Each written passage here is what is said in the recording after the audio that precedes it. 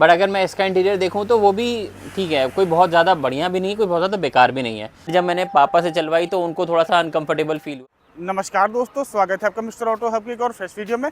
तो आज डिटेल में बात होने वाली है ओनरशिप के बारे में नेक्सॉन की, जो कि एक सेफेस्ट एसयूवी हो जाती है अपनी इंडिया में। तो नेक्सॉन आपको क्यों परचेज करनी चाहिए, क्या रीजंस रहते हैं एंड क्यों ये कार आपके लिए वैल्यू फॉर मनी प्रोडक्ट रहता है एंड कौन सा वेरिएंट आप इसका पिक कर सकते हैं जिससे आप एक किफ़ायती डील पा सकते हैं। तो चलिए हम लोग ओनर से ही जानते हैं कि उनकी क्या जर्नी रही नेक्सॉन के साथ एंड क्या कुछ उन्होंने अभी तक अनुभव किया है नेक्सॉन में, क्या परेशानियाँ आई हैं एंड क्या अच्छाइयाँ उनको नेक्सॉन में लगती हैं। तो चलिए डिटेल में वीडियो को हम लोग शुरू करते हैं।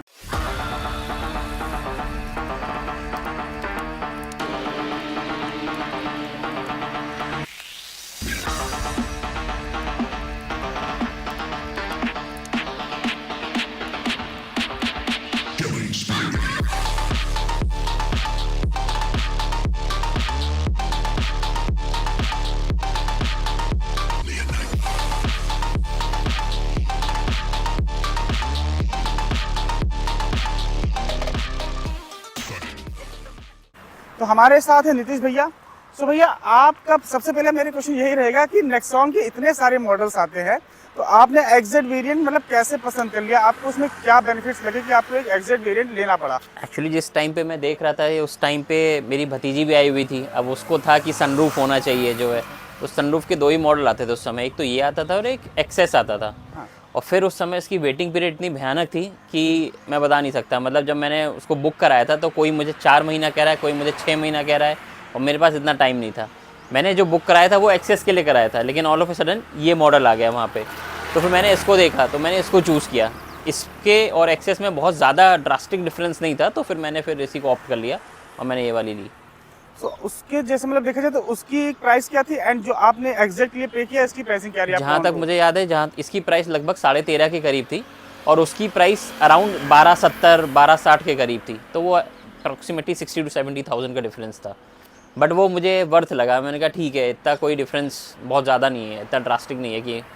तो चलिए, मतलब बेसिकली आपको एक सनरूफ की रिक्वायरमेंट थी बच्चों के लिए, जो कि आपने कंप्लीट कर दी। तो दूसरा क्वेश्चन मेरा ये रहेगा कि आप जब इसको देख रहे थे नेक्सॉन, तो बेसिकली क्या आप एसयूवी सेगमेंट में ही जाना चाहते थे या फिर कोई और भी कार आप देख रहे थे जिसमें सनरूफ हो सकती हैं?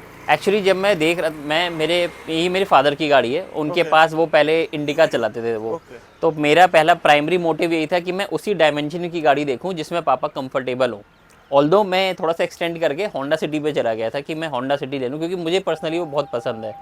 बट जब मैंने पापा से चलवाई तो उनको थोड़ा सा अनकंफर्टेबल फील हुआ, क्योंकि वो सेडान है, ऑब्वियसली तो थोड़ी लंबी गाड़ी है, और प्लस हमें इसे खड़ी करना था, तो हमें लगा था कि ये हमारे घर के हिसाब से, डायमेंशन के हिसाब से ही है। तो फिर मैं i20 पे गया कि मैंने कहा चलो हुंडई की i20 वो प्रेफर करते हैं। बट मुझे लोगों ने बहुत उसके रिव्यूज़ दिए कि ठीक है, वो चलने में भले ही थोड़ी बेटर हो, बट वो डब्बा है, टीन का डब्बा है वो। मतलब वो हो सकता है कि उसके क्रैश टेस्ट वगैरह हुए हैं और उसके इतने केसेस हुए हैं। तो मुझे, मेरे एक नोन है, उन्होंने मेरे को इसके बारे में बताया, नेक्सॉन के बारे में, कि ये सेफेस्ट गाड़ी है। ऑब्वियसली जब मुझे अपने पेरेंट्स के लिए लेनी है तो मुझे सबसे पहले सेफ्टी देखनी है, और उस मामले में नंबर 1 थी। तो फिर मेरा सारा ध्यान इसी पे चला गया और फिर मुझे ये पसंद भी आने लगी जब मैंने इसको चलाया, टेस्ट ड्राइव ली, तो इसलिए फिर मैंने इसको चूज़ कर लिया। चलिए, सेफ्टी आपकी पहले प्रायोरिटी थी, ये भी काफ़ी अच्छी बात है। तो 5 स्टार रेटिंग तो आपको एक्सयूवी 300 में भी मिल जाती है। हाँ। तो उसकी तरफ, महिंद्रा की तरफ आपने क्यों नहीं जाना चाहा? अगर आप उसका बूट लगेज देखोगे एक्सयूवी 300 का, वो काफ़ी छोटा है, मतलब इसके कंपेयर में। और पर्पस ऐसा होना चाहिए, क्योंकि जब आप गाड़ी में जाते हो तो आप हाईवे पे भी जाते हो। अभी रिसेंटली मेरे पापा के फ्रेंड आए हुए थे, तो वो 4 लोग मिलके कहाँ कहाँ घूमे, बनारस चले गए, इलाहाबाद चले गए, इतनी सारी जगह, और इसमें इतना बूट स्पेस है कि आप इतने लगेज रख सकते हो, जो कि एक्सयूवी 300 में पॉसिबल नहीं है। तो वो मेरा क्रॉस पॉइंट था उसके कारण, जिसमें मैं इस पर इंक्लाइंड हुआ, ना कि एक्सयूवी 300 पे। सही है, बिल्कुल सही रीज़न बताया आपने। तो अगर और बात कर ली जाए तो आपने कार जब परचेज की थी तो आपने पीडीआई करी थी, प्री डिलीवरी इंस्पेक्शन। उसमें क्या मतलब शोरूम की तरफ से फुल सपोर्ट था आपको? हाँ, शोरूम की तरफ से फुल सपोर्ट था। पुनीत ऑटोमोबाइल से लिया था हमने। वो काफ़ी सपोर्टिव थे। सो अगर और बात कर ली जाए तो इसका जो टाइम पीरियड था, जैसे आपने बताया वेटिंग था, तो लगभग कितने महीने की वेटिंग लगी थी आपको, और ये कार आपने कब परचेज करी थी? ये कार मैंने परचेज़ की है 2021 सितंबर में, और इसकी वेटिंग पीरियड अराउंड 3 महीने की थी। और ये केवल इसमें नहीं, क्योंकि मैंने हर जितने भी डीलर है सब पे कॉल किया हुआ था, किसी ने भी मुझे 3 महीने से कम नहीं बताया। इनफैक्ट ज़्यादा भी हो सकती थी, उन्होंने बताया। फिर ऑल ऑफ ए सडन उनके पास एक गाड़ी आ गई जो किसी की थी, शायद उसने मना कर दिया या उसको लोन नहीं मिला। तो फिर अचानक से मैंने पिच इन कर दिया कि भाई जब आ ही गई तो एक बार मुझे तुरंत पीडीआई दिला दो, मैं इसको हाथों हाथ ले लूँगा जो है। और हम लोग गए और फिर हमने गाड़ी पिक कर ली। आपने बताया 21 में आपने कार परचेज की, तो अभी आपके साथ 1.5 साल हो गए। तो 1.5 साल में जैसा आपने बताया आपके डैडी ये ड्राइव करते हैं, हाँ। तो लगभग आपके डैडी की एज 50 से 60 60 प्लस आसपास है वो। 60 प्लस है। तो उनकी जो ड्राइविंग कंडीशंस हैं, जैसे वो ड्राइव करते हैं तो वो नॉर्मल स्पीड पे ड्राइव करते होंगे, तो ये कार अभी तक कितना रन हो चुकी है? ये कार अभी तक 6500 अराउंड किलोमीटर रन हुई है। तो इसमें कोई आपको अभी तक कोई भी दिक्कत आई, माइनर सी भी दिक्कत आई हो? क्योंकि मैंने बहुत सुना है, बहुत वीडियोस मैंने भी देखे पर्सनली, आदमी कहता है कि नेक्सॉन में दिक्कतें इंजन में बहुत आती हैं, इंटीरियर में कुछ ना कुछ आवाज़ें आया करती हैं, सीट्स में भी कुछ ना कुछ आवाज़ें आया करती हैं, तो ऐसा कुछ? तो एक्चुअली अभी ये रिसेंटली, जब तक मैं पहले था तब तक मुझे ऐसा नहीं लगा था, लेकिन मैं अभी रिसेंटली जब से मैं आया हूँ तो मैं हफ्ते 2 हफ्ते से फेस कर रहा हूँ कि इसमें थोड़ी सी साउंड हो रही है, रैटलिंग साउंड हो रही है रैटलिंग साउंड, हाँ भाई। अब वो कहाँ से हो रही है ये मैं अभी जो है जाऊँगा जो है डीलर पे, तो फिर मैं उनको दिखवाऊंगा कि हो कहाँ से रही है। इससे पहले मुझे कभी ऐसा फेस नहीं हुआ, लेकिन आप सही कह रहे हो, मतलब अभी मेरे को ऐसा साउंड आ रहा है इसमें भी। और मुझे जैसे मेरे भाई के पास अमेज है, तो जब हम उसमें बैठते हैं तो वो बिल्कुल साउंड प्रूफ है, मतलब वो आपको समझ में नहीं आता अंदर गाड़ी चल रही है कि नहीं चल रही है। ये चीज़ इसमें नहीं है। खैर उसका कारण ये भी है कि ये 3 सिलेंडर इंजन है और वो 4 सिलेंडर नेचुरली एस्पिरेटेड है। ये आपका वो टर्बो है, तो शायद इसके वजह से आवाज़ इसमें होती है। ऑल्दो मैंने और गाड़ियाँ भी देखी हैं, कंपेयर में देखा जाए तो टाटा की गाड़ियों में आवाज़ होती है कंपेयर टू अदर्स। और जैसे ये भी कहा जाता है पहले के कंपैरिजन से अगर देखा जाए तो रिफाइनमेंट तो इनके इंजन में अच्छा खासा हो गया, मगर कहीं ना कहीं अभी भी लोगों के माइंडसेट में ये है कि मेरी जब रनिंग कम है तो मैं टाटा की कार को एक बार वो आइडिया ड्रॉप कर देते लेने के लिए। तो आप क्या व्यूवर्स को बताना चाहेंगे कि वो अब रिलायबल हो सकते हैं टाटा के ऊपर? ऐसा नहीं है एक्चुअली, जैसे मैंने बताया मेरे पापा के पास पहले भी इंडिका थी, और मैं आपको बताऊं वो 20 साल पुरानी गाड़ी थी और वो हमारी हार्डली 25,000 किलोमीटर चली थी, लेकिन उसमें कभी कोई प्रॉब्लम नहीं आई, कभी भी नहीं। इनफैक्ट हम अगर कभी छोटा मोटा आया भी है तो हम डीलर के पास गए तो वो काफ़ी अच्छे से वो लोग ट्रीट करते हैं। आप बैठिए, वो सारी आपकी प्रॉब्लम सुनेंगे, उसको रिजॉल्व करेंगे। ऐसे ही इसके साथ भी हुआ, जितनी बार भी इसकी सर्विसिंग हुई है वो बहुत कायदे से हुई है। और ऐसा मैंने कभी फेस नहीं किया कि टाटा की मेरे ख्याल से लगता है कि जब से टाटा ने लैंड रोवर मतलब रेंज रोवर और ये सब खरीदी, मुझे लगता है उन्होंने इंजीनियर्स उसके लगा दिए हैं कि भाई तुम लोग थोड़ा इन गाड़ियों को भी इवॉल्व करो, क्योंकि अगर आप इसका लुक देखोगे तो थोड़ा सा रेंज रोवर से इंस्पायर्ड है ये। पहले नहीं होता था, पहले वो इंडिका का ही फ्रेम होता था, वो हर गाड़ी में वही चिपका देते थे, उसी फ्रेम पे पूरी गाड़ी सब गाड़ियों का फ्रंट आप देखोगे तो आप पहचान नहीं पाओगे कौन सी गाड़ी है। लेकिन अभी इन्होंने काफ़ी चेंज कर दिया है और ये बहुत इंप्रूव होती जा रही है। शायद ये 2021 का मॉडल है, लेकिन मुझे लगता है अब जो नई आ रही होगी उसमें और इम्प्रूवमेंट होगी। तो लेकिन मैं अगर कंप्लेन वाइज कहूँ तो मुझे ऐसी कोई कंप्लेन नहीं है। मुझे ओवरऑल अभी भी मैं टाटा की गाड़ी को बहुत बढ़िया बताऊंगा। तो व्यूवर्स आप देख सकते हैं भैया का टाटा के साथ 22 साल का एक्सपीरियंस रहा है, एंड जो कि इन्होंने बताया कि कार इनकी बहुत कम रन होती है। आप देख ही सकते हैं 1.5 साल हो गया एंड ये केवल 6000 किलोमीटर से रन हुई है।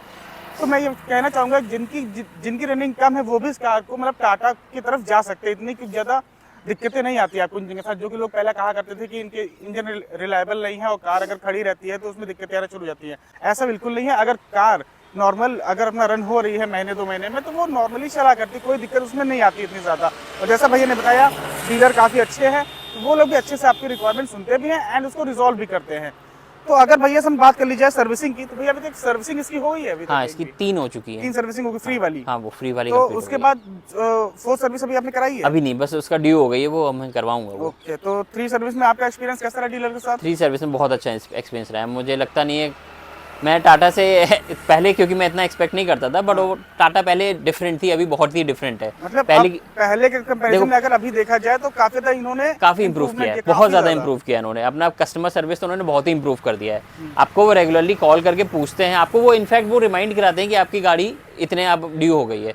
एक प्लस पॉइंट और है इसके साथ जो मुझे एक्सेस में नहीं मिला था, वो इसकी ऐप है, टाटा ईरा की ऐप है, जो मुझे सारी चीज़ें बताती हैं। इनफैक्ट मैं बाहर रहता हूँ, लेकिन मैं जो है पापा की वो ट्रेस करता रहता हूँ, यहाँ से एनालाइज कर लेता हूँ गाड़ी को कि भाई गाड़ी में कोई प्रॉब्लम तो नहीं है, कहीं टायर में कोई प्रॉब्लम हो या गाड़ी के इंजन में कोई प्रॉब्लम हो, वो मुझे ऐप के थ्रू सारी चीज़ें मालूम पड़ जाएंगी मुझे।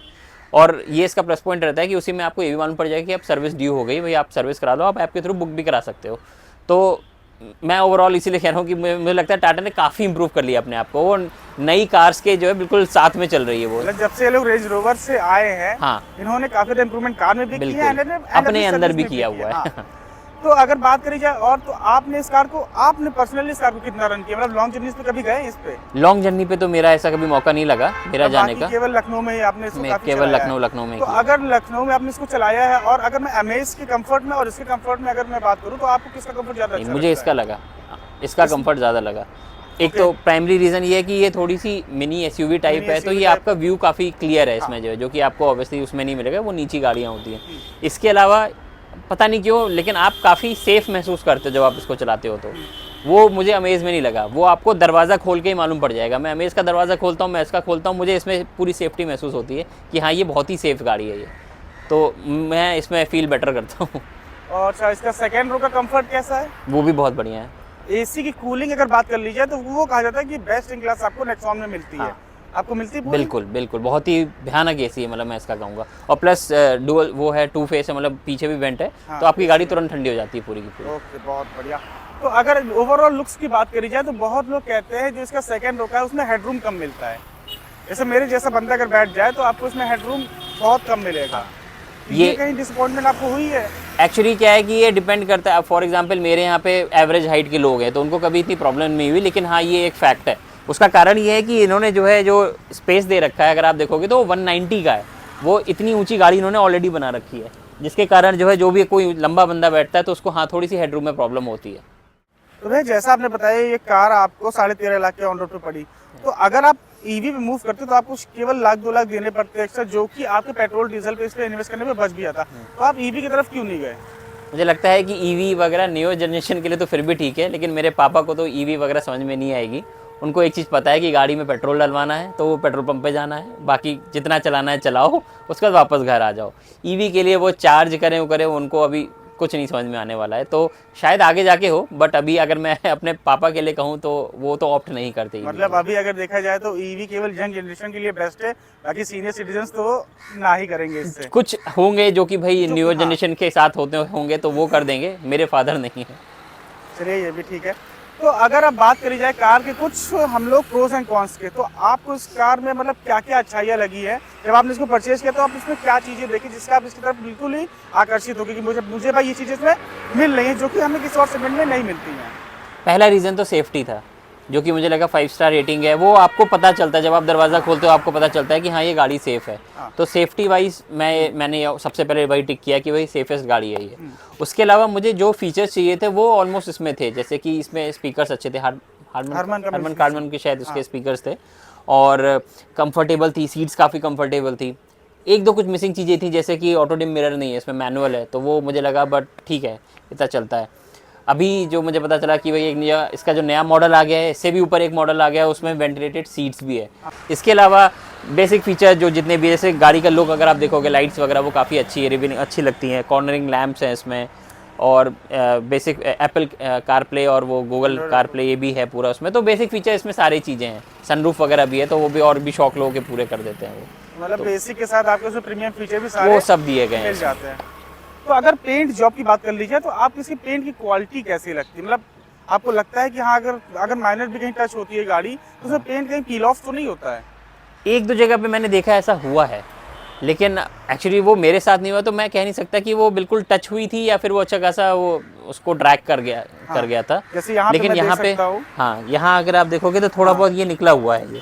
तो ये मुझे लगता है कि शायद ये थोड़ी और बेटर हो सकती थी, मतलब क्वालिटी यहाँ पे बम्पर पे थोड़ी और पेंट की अच्छी हो सकती थी। तो भैया कार के ओवरऑल लुक्स तो काफ़ी अच्छे हैं, तो आपको इसका इंटीरियर कैसा लगता है? और जो सेकंड में आपने कार्स देखी होंगी उसके मुकाबले में इसका इंटीरियर आपको कितना ही ज़्यादा बेस्ट लगा है आपको? जैसे मैंने बताया कि मैंने एक i20 भी चलाई थी उस टाइम पे, तो उसका इंटीरियर भी ठीक था, बढ़िया था जो है। बट अगर मैं इसका इंटीरियर देखूँ तो वो भी ठीक है, कोई बहुत ज़्यादा बढ़िया भी नहीं, कोई बहुत ज़्यादा बेकार भी नहीं है।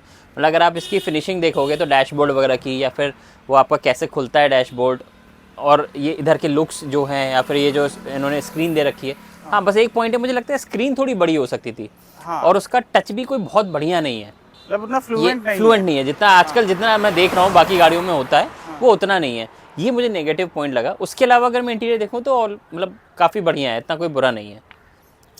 जैसे अब आपको उसमें ड्राइविंग मोड्स मिल जाते हैं, इको, सिटी, स्पोर्ट्स, तो क्या तीनों मोड्स पे आपने कार को रन किया तो कैसा रिस्पांस मिला? बाय डिफॉल्ट जो होता है वो हमेशा सिटी मोड ही चलता है। तो क्या होता है कभी कभार आप भूल जाते हो, आप नहीं करते तो आप सिटी मोड पे ही चल रहे होते हो, लेकिन मैंने देखा है कि इको मोड पे आपको एवरेज ज़्यादा अच्छा मिलता है। ये चीज़ मैंने खुद देखी, मैंने चला के इतना पूरा चला के देखा, तो उसमें आपको पता चला कि हाँ। और अगर आप स्पोर्ट मोड लगाते हो तो फिर गाड़ी भागती है बहुत, कंपेयर टू इको और सिटी, स्पोर्ट मोड में काफ़ी तेज़ भागती है।